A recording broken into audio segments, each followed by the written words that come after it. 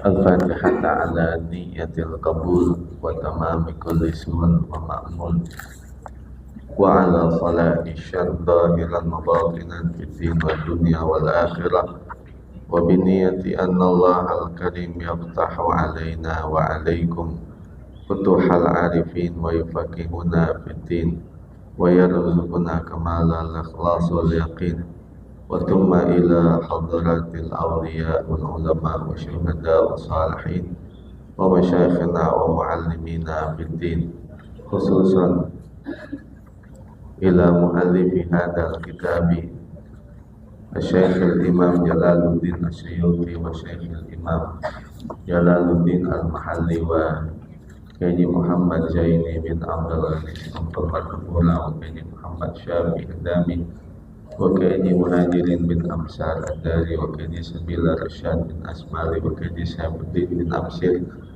وكيدي أسد بسري بن حجي أبو بكر وكيدي رزقي زلبرنين بن حجي أسمد وساداتنا ونساءنا وآبائنا وأمهاتنا وأجدادنا وجداتنا ووالدينا ووالديكم وأمواتنا وأمواتكم وأموات المسلمين والمسلمات والمؤمنين والمؤمنات كافة عامة بأن الله تغشانا وتغشاهم بالرحمة والمغفرة ويسكنهم الجنة بالنية الفتوح والمنوح والرسول والصلاح الجسد والروح والتوبة النسوح على هذه النية وعلى كل نية صالحة وعلى ما نوينا وعلى ما نوى بسلفنا الصالح وإلى حضرة النبي محمد صلى الله عليه وسلم وعلى آله وصحبه ومن والاه. الفاتحة. أعوذ بالله من الشيطان الرجيم. بسم الله الرحمن الرحيم. الحمد لله رب العالمين الرحمن الرحيم مالك يوم الدين إياك نعبد وإياك نستعين اهدنا الصراط المستقيم صراط الذين أنعمت عليهم غير المغضوب عليهم ولا الضالين.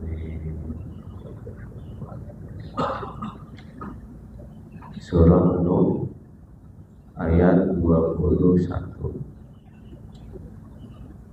Bismillahirrahmanirrahim. Alhamdulillahi rabbil alamin. Wassalatu wassalamu ala sayyidina wa maulana Muhammad wa ala alihi wa sahbihi ajma'in, amma ba'd. Faqala Syekhul Mu'allif rahimahullah ta'ala wa adama naf'a bihi wa bi barakati ulumihi wa bikum fid darain amin. Qala radhiyallahu anna wa ankum. Qala ta'ala fi kitabihil karim. A'udzu billahi minasy syaithanir rajim. Qala Nuhur Rabbi innahum asawni wattaba'u man lam yazidhu maluhu wa waladuhu illa khasara wa makaru makran kubara wa qalu la tadarunna alihatakum wa la tadarunna waddan wa la suwa'an wa la yahuda wa yahuqa wa nasra wa qad adallu katsira wa la tazidil dhalimina illa dhalala. Qala Nuhun, berkata Sayyiduna Nuh alaihi salam, setiap nama para nabi, nama para rasul adalah dibaca isim ghair munsharif. Artinya layak balu tanwin wal kasrah, tidak menerima tanwin, tidak menerima kasrah, kecuali nama para nabi, nama para rasul yang tergabung dalam lafaz sud syamlahu. Sud, sod, nun, syamlahu, shin, mim, lam, ha. Sod, nun, soleh, nun, nu, syam, lahu, shin, mim, lam, ha. Shin, Syuaib dan shin, mim, Muhammad, lam, lun, ha, hud. Nama-nama ini adalah munsharif, yaitu boleh dibaca tanwin, boleh dibaca kasrah.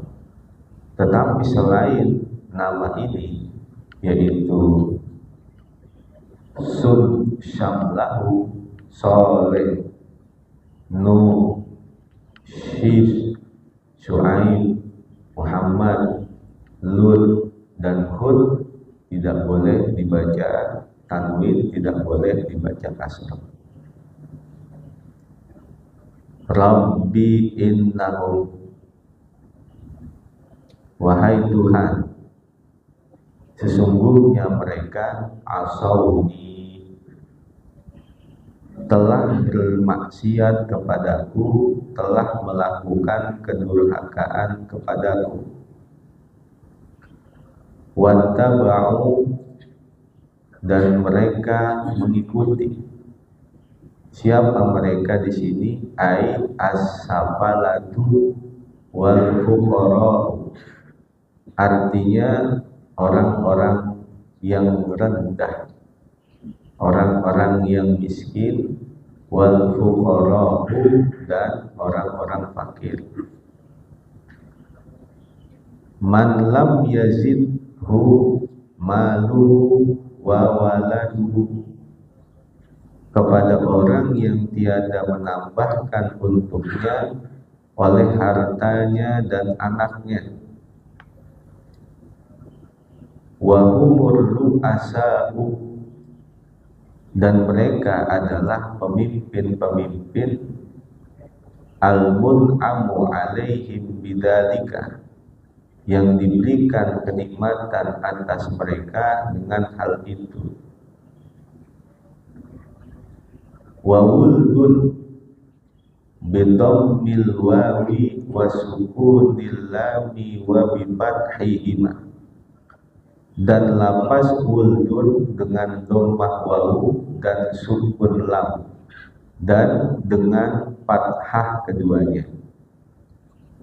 Lafaz wuldun boleh dibaca wuldun, boleh dibaca waladun. Wuldun bidammil wawi wa sukunil lam, dengan dhammah wawu dan sukun lam, wuldun.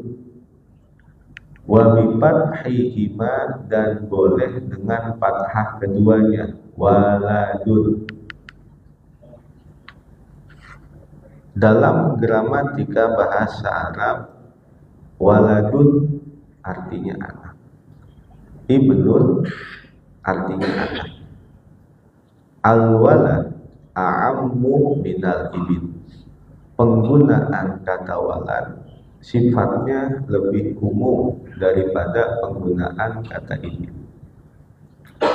Sehingga ketika Nabi katakan waladin sholihin yad'ulah, anak soleh yang selalu ngedoain. Kenapa Nabi gak nyebut ibnin sholihin yad'ulah, anak soleh yang selalu ngedoain? Kalau dikatakan ibnun, itu penggunaannya hanya untuk anak kandung, nggak boleh yang lain.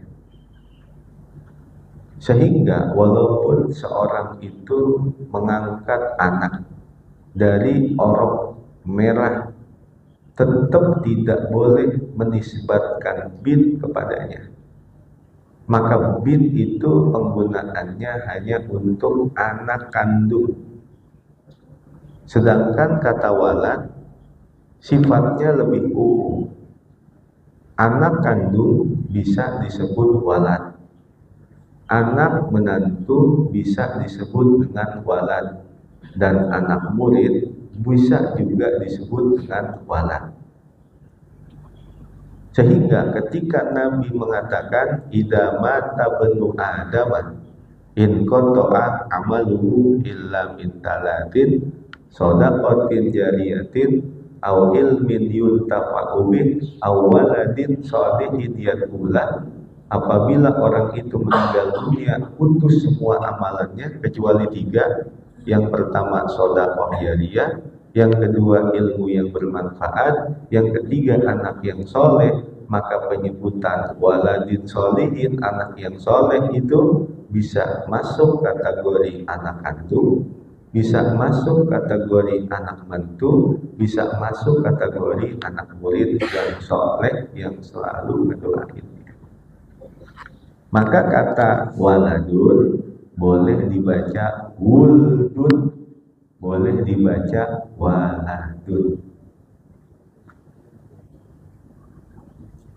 Wal awwalu kila jam'u waladin bifathi ima.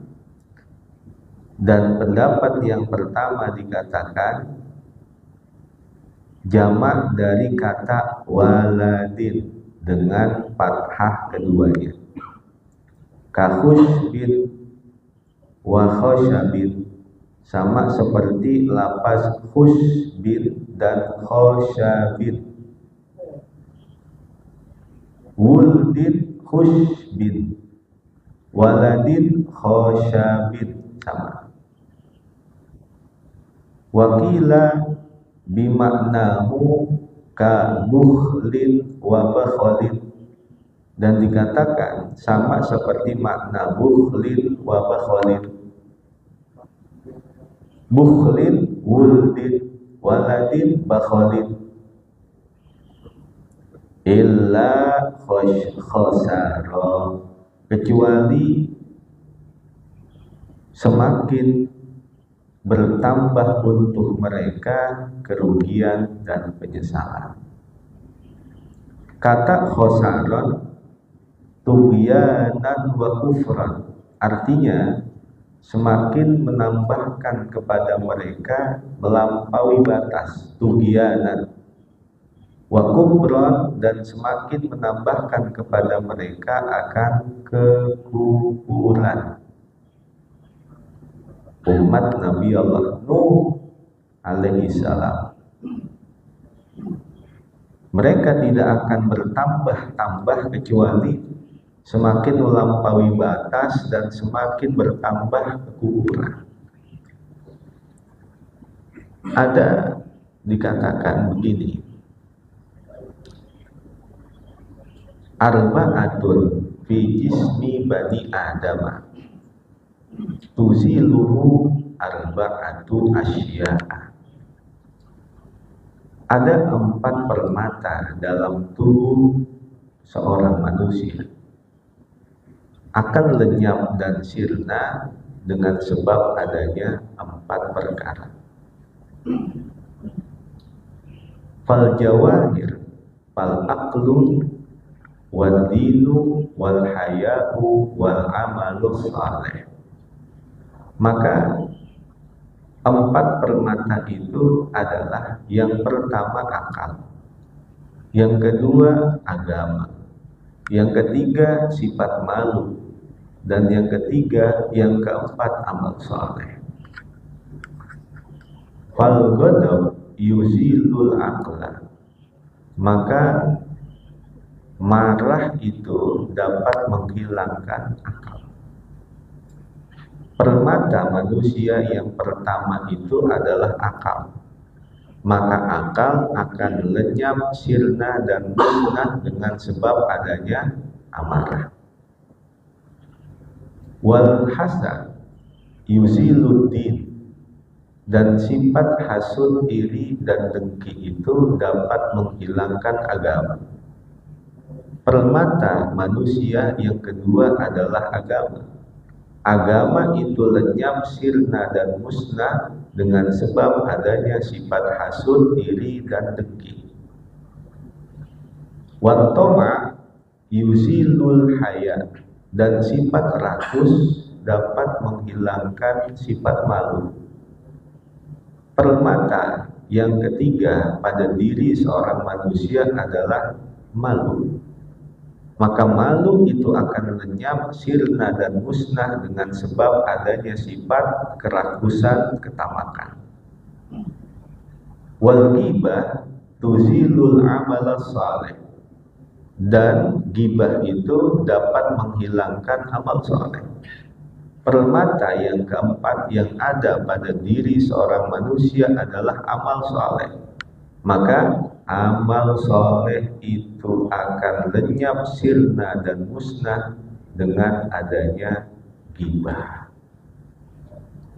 Maka dosa yang pertama kali ada di alam semesta ini, yang pertama adalah kesombongan, yang kedua adalah ketamakan, dan yang ketiga adalah kedengkian. Sombong yang menyebabkan iblis tidak mau sujud kepada Sayyiduna Adam. Kedengkian yang menyebabkan Qabil membunuh Habil. Dan ketamakan yang menyebabkan Sayyiduna Adam keluar dari surga. Maka dalam 1 tahun itu terdapat 10 hari yang dimuliakan, diagungkan oleh Allah Subhanahu wa ta'ala. Ada 10 hari yang diagungkan dalam syariat kita. Yang pertama, 10 hari terakhir dari bulan suci Ramadan dimuliakan, diagungkan oleh Allah karena di dalamnya ada Lailatul Qadar, malam yang lebih mulia dari 1000 bulan. Yang kedua, 10 hari yang pertama dari bulan Muharram dimuliakan, diagungkan oleh Allah karena di dalamnya ada hari Asyura. Allah menerima taubat Nabi Adam hari Asyura, menyelamatkan Nabi Ibrahim dari pembakaran Raja Namrud pada hari Asyura, menyelamatkan Nabi Allah Musa dari kejaran Fir'aun pada hari Asyura, mengangkat Sayyiduna Isa ke langit pada hari Asyura.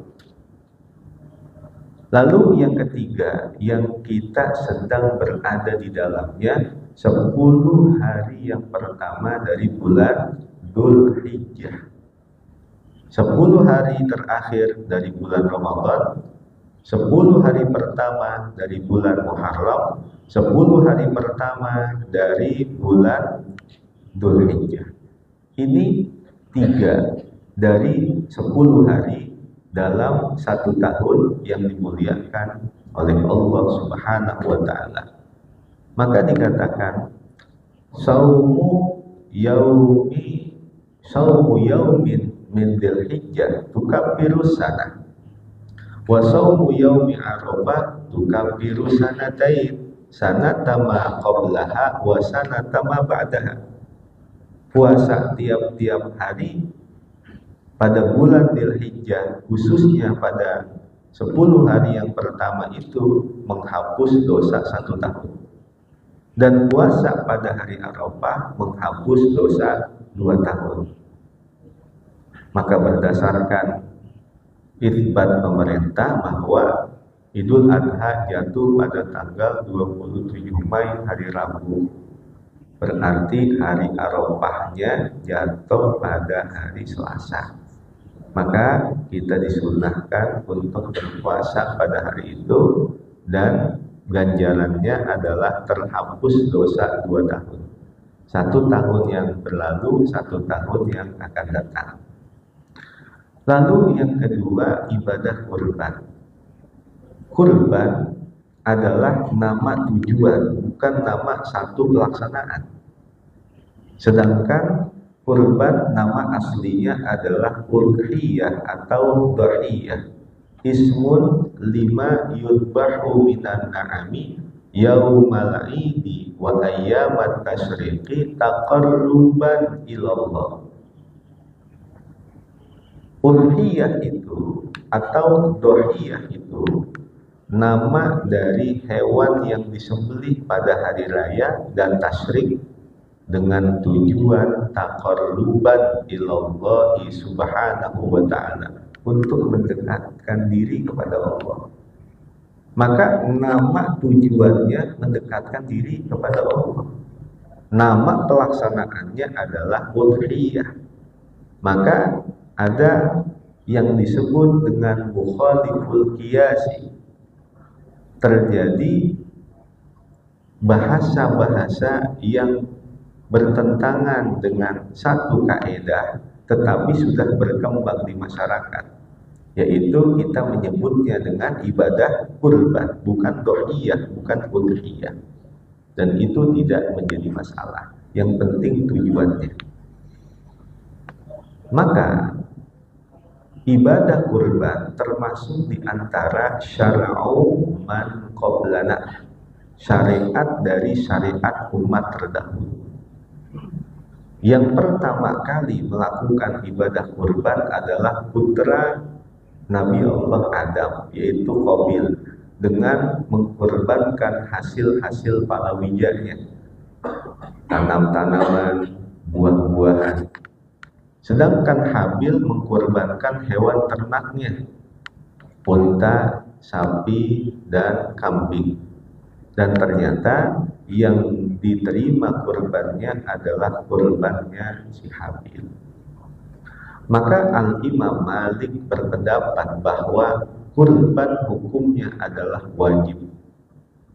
Sedangkan Al-Imam Abu Hanifah, kurban itu adalah hukumnya wajib bagi orang yang memiliki kemampuan. Sedangkan dalam madhab kita Al-Imam Asy-Syafi'i, bahwa kurban itu adalah sunnah muakkadah, sunnah yang sangat dikuatkan. Maka kurban untuk Nabi kita Muhammad Sallallahu Alaihi Wasallam hukumnya adalah wajib. Dan dalam satu riwayat dikatakan, "Abdimu dohayakum fa innaha ala sirati matoyakum." Besarkan hewan kurban, karena dia akan menjadi tungganganmu yang menghantarkanmu berjembat di atas sirat masuk ke dalam surganya Allah Subhanahu wa ta'ala. Riwayat yang lain, "Man kanat lahu sa'atun falam yudahi fala yaqrabanna musallana ay falaysa minna." Orang yang memiliki kemampuan harta, akan tetapi dia enggan untuk berkorban, maka jangan dekat-dekat kepada tempat sholat kami. Artinya, falaysa minna, bukan termasuk dari golongan kita. Bahkan, man kanat lahu sa'atun falam yudahi falyamut insya'a yahudiyan au nasraniyan. Orang yang memiliki kemampuan harta untuk berkurban, namun dia enggan untuk berkurban, maka silahkan dia memilih mati. Apakah mau mati dalam keadaan Yahudi, ataukah dia mau mati dalam keadaan Nasrani. Na'udzubillah, tsumma na'udzubillah. Lalu arba'un la tujzi'u fid duhaya. Ada 4 kriteria binatang yang tidak boleh dijadikan untuk kurban. Yang pertama, al-aura wal bayyinu awruha, binatang yang buta matanya. Yang kedua, wal arja wal bayyinu arajuha, binatang yang kakinya pincang. Yang ketiga, wal maridatul ladil bayyinu maraduha, binatang yang nyata-nyata sakitnya. Yang keempat, wal ajba wallati dhahaba mukhuha minal huzal, binatang yang nyata-nyata kurus kering dagingnya. Wala tujzi'u maktu'ul danabi wal udud, dan tidak boleh dijadikan kurban binatang-binatang yang putus buntutnya dan kupingnya. Wa yajuzul khasi wa maksurul qarni, dan boleh dijadikan kurban binatang yang patah tanduknya dan binatang yang dikebiri. Contoh binatang yang dikebiri, bandot. Kambing bandot, kalau dia sudah mulai tumbuh dewasa, lalu dia kenal perempuan. Kalau dia sudah kenal perempuan, ini kambing bandot, sifatnya berubah.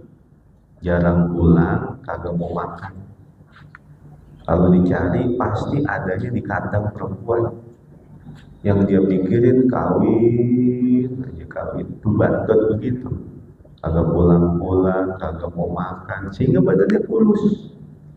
Bandot ini ya, begitu bandot. Maka untuk menyikapi hal itu, peternak ada istilah namanya khasi. Bijinya dikeluarin, dibuang. Dengan sebab itu nanti lama-lama kering hilang, nggak ada lagi keinginan syahwat buat kawin. Sehingga dia makan, sehingga badannya jadi bagus. Awalnya bagian tubuh binatang yang hilang tidak boleh dijadikan kurban. Tetapi karena ada bagian tubuh yang hilang diganti dengan semakin besar badannya, maka binatang yang dikebiri yang tadinya hilang anggota tubuhnya tergantikan dengan badan yang semakin gemuk, maka menjadi boleh. Kalau Idul Fitri takbirannya mursal, semalaman aja. Khotib turun dari mimbar, selesai, nggak ada lagi takbiran. Tapi kalau Idul Adha takbirannya muqayyad, tanggal 9 Arafah habis subuh takbiran. Sampai kapan? Sampai habis asar hari terakhir hari tasyrik tanggal 13. Jadi takbirannya 5 hari, 9, 10, 11, 12, 13. Habis sholat 5 waktu takbiran. Terakhirnya untuk takbirannya habis asar hari terakhir tasyrik, tetapi menyembelihnya sampai matahari tenggelam tanggal 13 dari bulan Dzulhijjah. Itu sekelumit tentang ibadah kurban.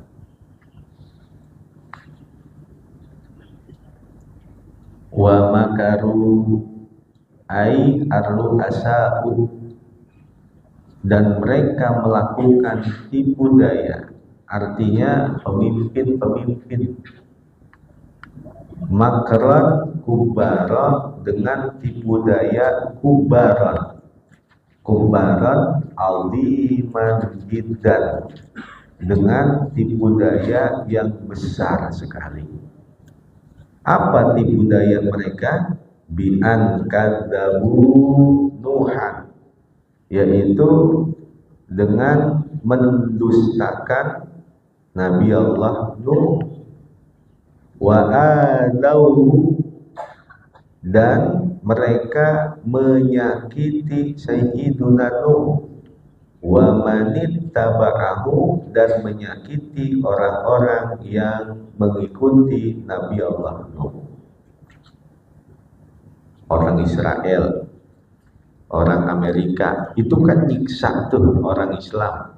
Pertanyaannya, dia umat Nabi apa bukan? Umat Nabi gitu dia. Umat Nabi itu ada terbagi dua macam. Ada ummatul da'wah, ada ummatul ijabah. Ummatul da'wah hiya man bu'itha ilaihi nabiyyu sallallahu alaihi wasallam sawa'un amana bihi aw kafara jinnan aw insan mundu ba'dihi ila yaumil qiyamah. Umat Nabi yang pertama itu namanya ummatul da'wah, yaitu siapa saja yang Nabi diutus untuknya, baik dari kalangan bangsa jin atau kalangan bangsa manusia, apakah mereka beriman kepada Nabi atau mereka kafir kepada Nabi sejak Nabi diutus sampai hari kiamat. Itu namanya ummatul da'wah. Jadi orang Israel, orang Amerika umat Nabi juga, tapi namanya ummatul da'wah. Berimankah, tidakkah, bangsa manusiakah, bangsa jinkah, yang hidup dari sejak Nabi diutus sampai hari kiamat, itu namanya ummatul da'wah. Yang kedua, ummatul ijabah. Hiya kullu man amana bihi wa aqarra bi annahu la ilaha illallah wa anna muhammadar rasulullah. Ummatul ijabah artinya adalah orang-orang yang beriman kepada Nabi dan mengikrarkan, yaitu kalimat la ilaha illallah muhammadur rasulullah. Ini disebut dengan ummatul ijabah. Yang beriman ummatul ijabah, yang kafir yang beriman ummatul da'wah. Wa qalu lisapalati, dan mereka berkata, pembesar-pembesar umat Nabi Nuh kepada orang-orang yang rendah. Mereka bilang, la tadarunna alihatakum, jangan kalian meninggalkan Tuhan-Tuhan kalian. Wala tadarunna waddan, dan jangan sekali-kali kalian meninggalkan sembahan yang bernama waddan, bifathil wawi wa dhammiha, dengan fathah wawu dan dhammahnya. Boleh dibaca waddan, boleh dibaca wuddan. Wala suwa'an wala yaghutha wa yaquqa wa nasran, dan jangan pula kalian meninggalkan sesembahan yang bernama Suwa, yang bernama Yaghut, yang bernama Yaqub, yang bernama Nasran. Hiya asma'u asnamin, semua itu adalah nama-nama berhala. Ada berhala Wadda, ada berhala Suwa, ada berhala Yaghut, ada berhala Yaqub, dan ada berhala Nasra. Dahulu itu 5 nama ini, Wad, Suwa, Yaghut, Yaqub, Nasr, adalah putra-putra Nabi Allah Adam alaihissalam. Itu awalnya adalah nama-nama anak-anak Nabi Adam. Wa kanu ubadan, dan mereka semuanya adalah ahli ibadah. Ketika meninggal salah seorang di antara 5 anak-anak Nabi Adam ini, maka yang 4 orang merasa bersedih.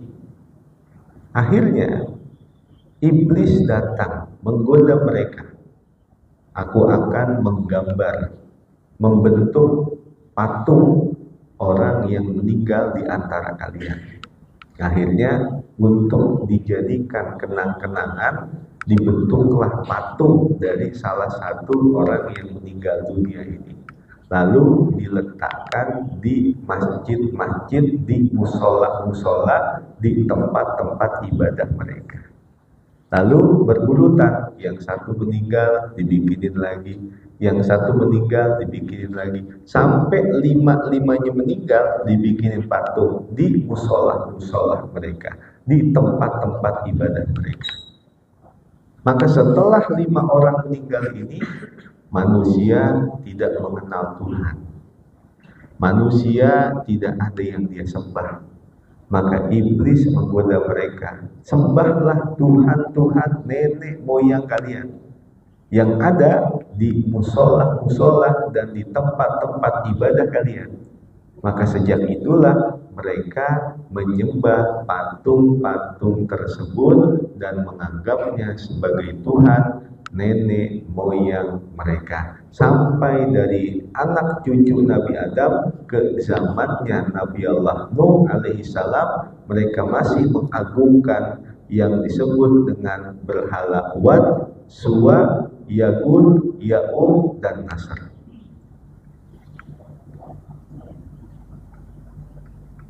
Wa qad adallu biha katsiran wallahu a'lam bissawab.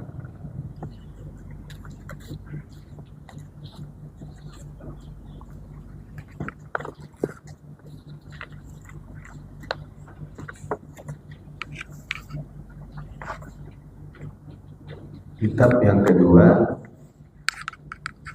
halaman 3. Bismillahirrahmanirrahim. Bainal tibbi wasyar'i, antara ilmu medis dan antara ilmu syariat. Qala ba'du, berkata sebagian para ulama, qad yukrahu syai'u tibban wa syar'an, terkadang terdapat sesuatu yang dipandang buruk dalam ilmu kedokteran dan dipandang buruk dalam syariat agama. Apa contohnya? Kalma ilmu syamasi, seperti menggunakan air yang terjemur sinar matahari. Wasyurbi qa'iman, dan minum dalam keadaan berdiri.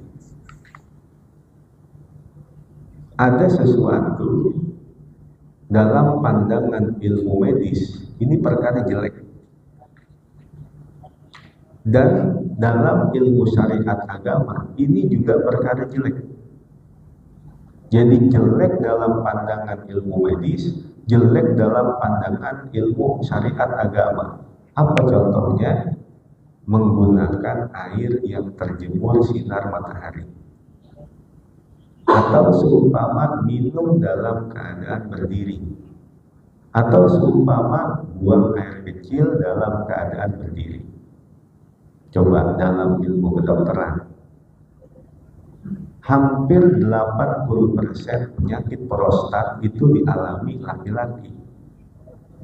Sedikit sekali perempuan mengalami penyakit prostat. Kenapa? Asalnya lantaran perempuan itu tidak pernah kencing dalam keadaan berdiri. Sedangkan laki-laki itu terkadang kencing dalam keadaan berdiri. Ini yang dapat mengganggu sedikit daripada kesterilan sisa-sisa air kencing di kantung kemihnya. Nah, perkara menggunakan air yang terjemur sinar matahari, minum dalam keadaan berdiri, kencing dalam keadaan berdiri, ini salah satu dari perkara-perkara yang dipandang buruk dalam ilmu kedokteran, dipandang buruk dalam ilmu syariat agama kita. Wa qad yukrahu tibban wa yustahabbu syar'an, dan terkadang ada perkara yang dipandang buruk secara ilmu kedokteran dan dipandang baik secara ilmu syariat agama. Qiyamil laili, seperti bangun malam. Ada namanya golden time, waktu yang paling bagus untuk tidur. Kapan itu? Dari jam 11 sampai jam 1. itu tidur yang paling sehat. Sehingga kalau bapak ibu bangun jam 2, jam 3, apalagi mandi jam-jam segitu, itu sudah sehat. Orang yang begadang itu yang bisa menyebabkan penyakit gangguan darah tinggi kalau dia nggak tidur dari jam 11 sampai jam 1. Itu yang menyebabkan penyakit darah tinggi yang lambat laun jika dibiarkan akan menyebabkan penyakit stroke. Itu tidurnya adalah dia mulai dari jam 11 sampai jam 1 itu sehat-sehatnya tidur. Kalau dia begadangnya mulainya dari jam 2 sampai pagi, itu enggak menyebabkan darah tinggi. Dia manfaatkan tidur dengan sebaik-baiknya dari jam 11 sampai jam 1. Itu golden time. Jadi ada perkara yang dipandang buruk dalam ilmu kedokteran dan dipandang baik dalam syariat agama. Qiyamul lail, bangun malam. Sehingga bangun malam itu waktu yang paling afdal sepertiga malam yang akhir. Wa syartut tahajjudi al-isya'u qabla naum. Karena syarat tahajud itu adalah sholat isya sebelum tidur. Jadi sholat isya dulu, tidur, bangun, tahajud. Dan paling afdal sepertiga malam yang akhir. Kadang-kadang kita nih kalau dibangunin, mah udah sholat isya, ntar sekalian tahajud aja. Banyak yang begitu. Akhirnya kadang-kadang ya saat tahajud kagak, ya subuh ya kagak. Wa qad yustahabbu tibban wa yukrahu syar'an. Itu syar'an, alif lamnya dicoret aja. Dan terkadang ada perkara yang dipandang baik dalam ilmu kedokteran wa yukrahu syar'an, namun dipandang buruk dalam syariat agama. Apa itu? Kanaumi qabla sholatil isya'i, tidur sebelum sholat isya. Tidur sore-sore dalam ilmu kesehatan dipandang baik. Tapi kalau tidur sore-sore belum sholat isya, apalagi tidur di waktu maghrib, itu tidur yang dipandang jelek dalam syariat agama.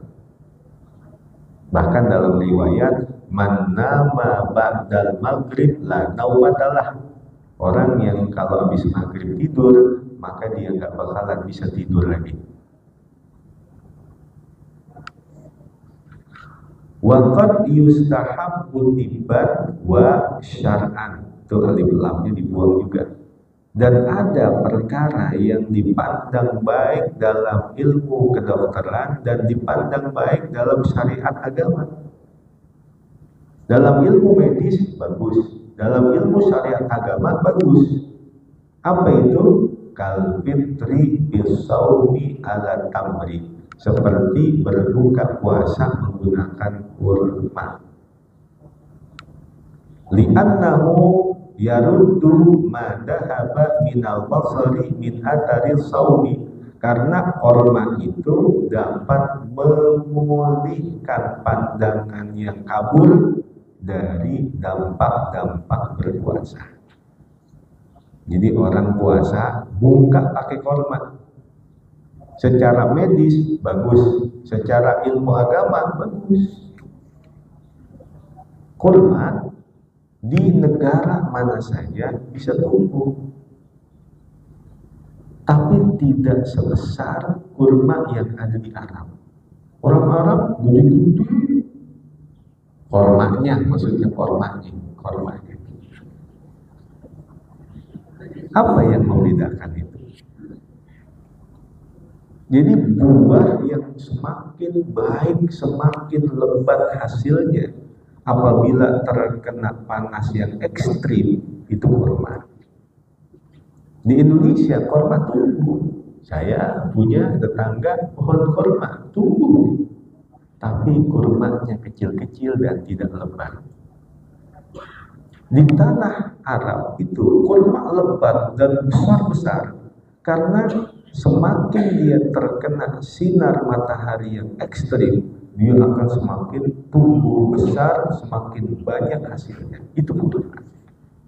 Jadi buah yang ada satu sisi kandungannya kandungan bahan makanan pokok, dan buah yang mengandung di sisi lain serat-serat kandungan buah yang baik, itu adalah kurma. Jadi bisa jadi bahan makanan pokok, bisa juga mengandung buah, itu kurma. Jadi orang yang berbuka puasa menggunakan kurma itu baik dalam pandangan syariat, baik dalam pandangan ilmu medis. Awalu saumi ayyamil bidi, awal puasa ayyamul bid, tanggal 13, 14, 15 di setiap bulan disebut dengan ayyamul bid, hari putih. Orang yang dalam satu bulan puasa 3 hari, satu hari dibalas 10, maka sama seperti orang yang berpuasa 1 bulan penuh. Su'ila Aliyun radhiyallahu anhu, ditanya Sayyidina Ali radhiyallahu anhu, li ayyi syai'in sumiyat ayyamul bid, lantaran apa disebut dengan ayyamul bid? Fa'ajaba, maka beliau menjawab, bi anna Adama alaihi salam, yaitu Sayyiduna Adam alaihi salam, lamma habita minal jannati ilal ardi, tatkala dia turun dari sorga ke muka bumi ini, waswadda badanuhu min harri syamsi, maka menjadi hitam badannya dari lantaran panas terik sinar matahari. Ketika Nabi Adam turun dari sorga ke bumi, badannya jadi hitam, terkena sinar terik matahari. Ketika menyaksikan kondisi perubahan Nabi Allah Adam, ja'ahu Jibril wa amarahu bisiyami ayyamil bidi, maka datanglah malaikat Jibril kepadanya dan memerintahkan untuk berpuasa pada ayyamul bid, 13, 14, 15. Fabiyaddo fil yaumil awwali tulutu badanihi, maka menjadi putih badannya Nabi Adam pada puasa hari yang pertama sepertiga badannya. Wa bil yaumil tsani tulutahu, dan puasa pada hari yang kedua menjadi putih 2/3 badannya. Wa bil tsaliti jami'uhu, dan puasa pada hari yang ketiga menjadi putih seluruh badannya. Tadinya hitam menjadi putih lagi. Puasa hari yang pertama sepertiga badan yang hitam berubah jadi putih. Puasa hari yang kedua yang tadinya hitam 2/3 menjadi putih. Puasa hari yang ketiga maka sekujur badannya Nabi Adam tidak lagi tersisa warna hitam di badannya. Dari perubahan hitam menjadi putih, maka itulah disebut dengan ayyamul bid, puasa pada hari putih. Itu yang diterangkan dari jawaban Sayyidina Ali. Tsumma qala wallahu a'lam bishawab.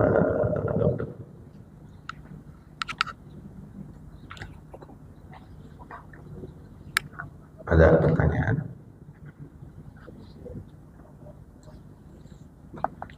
Cukup? Bismillahirrahmanirrahim. Ya Qadim الإحسان يا دائم المعروف يا كثير الخير لا إله إلا الله لا إله إلا الله لا إله إلا الله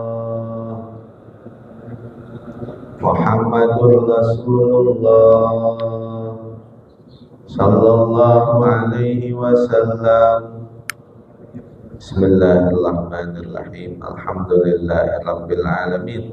Allahumma shalli wa sallim ala sayyidina Muhammad wa ala ali sayyidina Muhammad. Allahumma ighfir lana dhunubana wa liwalidayna warhamhuma kama rabbayana shighara. Allahumma inna nas'aluka ya man la ilaha illa anta bihaqqi la ilaha illa anta antarhamana bila ilaha illa anta.